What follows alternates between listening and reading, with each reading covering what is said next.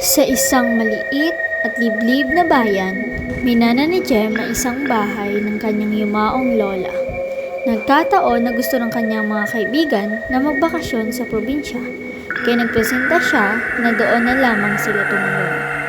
Pagdating nila doon, hindi nila inaasahan na moderno na ang disenyo ng bahay dahil bata pa lang siya nang huling nakapunta doon. Dapat yung mga lesson natin doon na Di ba yung lola mo? sa bahay. Sige. Guys, pwede nyo, ligpit nyo yung gamit nyo. Tapos ito, dito tayo tutulog. Mga ilang araw tayo dito, Ben? 3 nights, 3 days lang. Uy, sa akin yung karaoke. Pwede nung karaoke? Oo naman, gusto nyo mamaya na pagkatapos nyo. Sige, sige. Ano naman na kayo, mag-dreaming style nyo. Tinatamad ako. Ano ba yan? Galaw na! Nakakain pa nga. Ay, nakakita. Nagligpit na sila ng mga gamit at nilinis ang silid ng kanilang tutulugan. Pagkatapos nilang maglinis, nakaramdam sila ng gutom kaya nagkayaan silang kumain.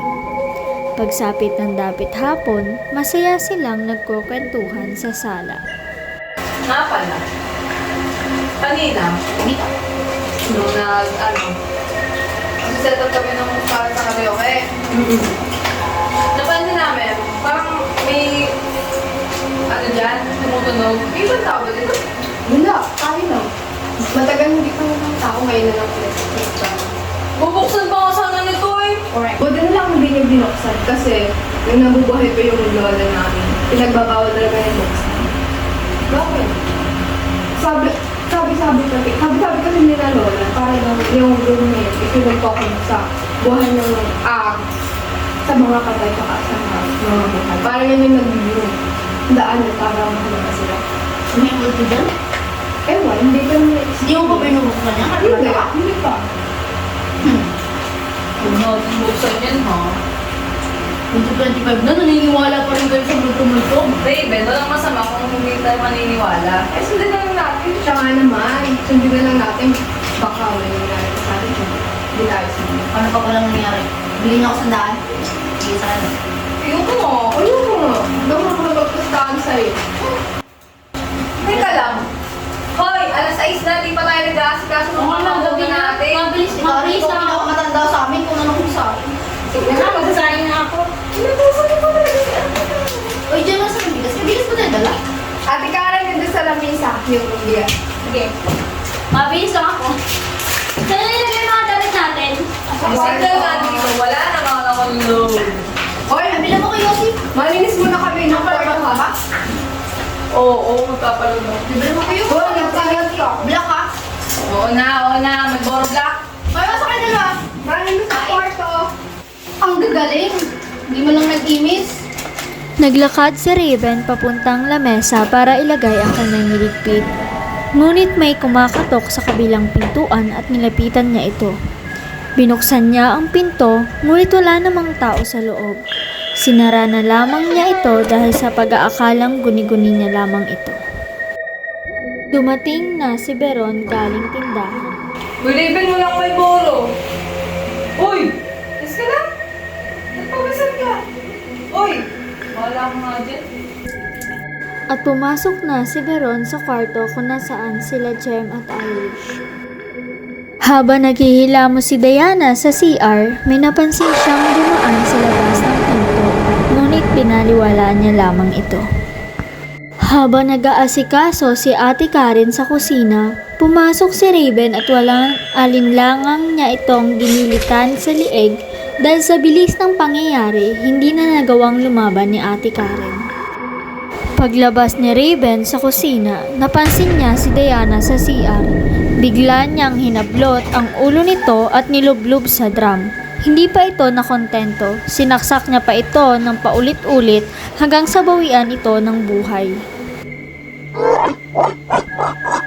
Lumabas ng kwarto si Beron upang uminom sana ng tubig nang mapansin niya si Raven na duguan at may hawak na kutsilyo. Raven, ano ginawa mo kay Ate Karen? Papalapit na sana si Beron upang kunin ang kutsilyo sa hawak nito, ngunit mabilis na dinampot ni Raven ang bakal at pinukpok sa ulo ni Beron na naging dahilan sa pagkatumba nito. Hindi pa nakontento si Raven at paulit-ulit niya pa itong pinukpok sa ulo hanggang sa bawian ito ng buhay. Papalabas si Jem ng kwarto nang makita niya ang buong pangyayari sa sinapit ni Beron. Agad siyang pumasok sa kwarto upang gisingin si Irish, ngunit hindi ito magising sa himbing ng pagkakatulog. Sa takot ni Jem, naisipan na lamang niya magtago sa ilalim ng kama. Hindi ko masasaktan! Nang mabuksan agad ni Raven ang pinto, agad niyang hinanap si Jem. May kilang pasensya ko, Jem! Lumabas ka na. Nabaling ang atensyon nito nang makita niyang natutulog si Irish sa kama. Agad niyang dinampot ang unan upang itakip sa mukha nito hanggang sa mabawian ito ng buhay. Nanatili si Jem sa ilalim ng kama, ngunit bigla na lang sumilip si Raven at hinila ang paa nito.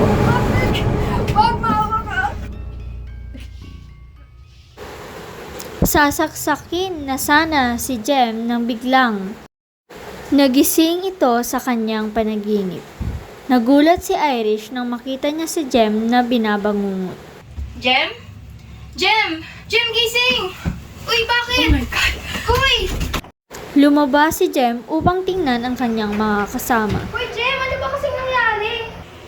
Uy, Jem, ano nangyari sa'yo? Bakit? Nakita ni Jem na bubuksan ni Raven ang pinto at agad niya itong pinigilan. Raven, wag! Our scriptwriter, Jemery Castillo, the killer, Raven Ortiz, and the other members, Veronica Marcha, Irish Kate Colliantes, Diana Rose Xavier, and Karen Diquito.